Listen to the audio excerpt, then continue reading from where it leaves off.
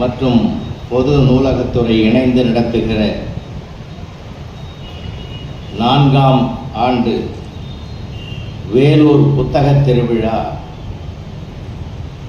மாண்புமிகு தமிழ்நாடு முதல்வர் அவர்களுடைய வழிகாட்டுதலின் பேரில் மிகச் சிறப்பாக நடைபெற்று கொண்டிருக்கக்கூடிய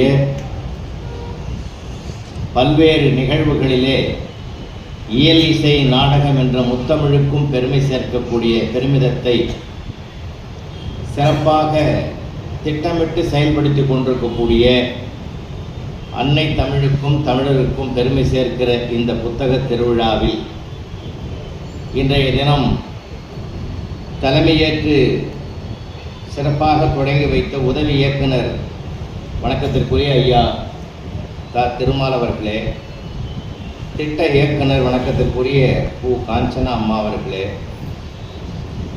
மிக அழகான ஒரு இலக்கிய உரை ஆற்றி அமர்ந்திருக்கக்கூடிய பேராசிரியர் பெருந்தகை அன்பு ஐயா அவர்களே, இந்த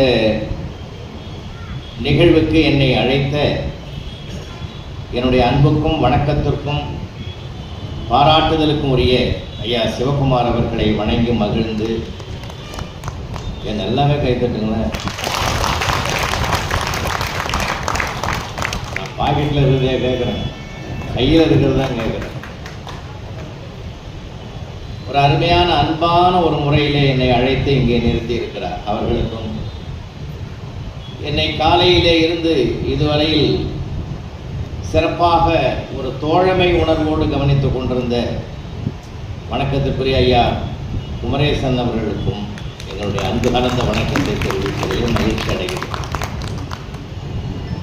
அறிவொளி இயக்கத்தை சார்ந்த பெருமக்களுக்கும் அறிவார்ந்த ஆசிரியர் பெருமக்களுக்கும் இந்த அரங்கத்தில் நிறைந்திருக்கக்கூடிய பெரியோர்களுக்கும் தாய்மார்களுக்கும் இளைஞர்களுக்கும்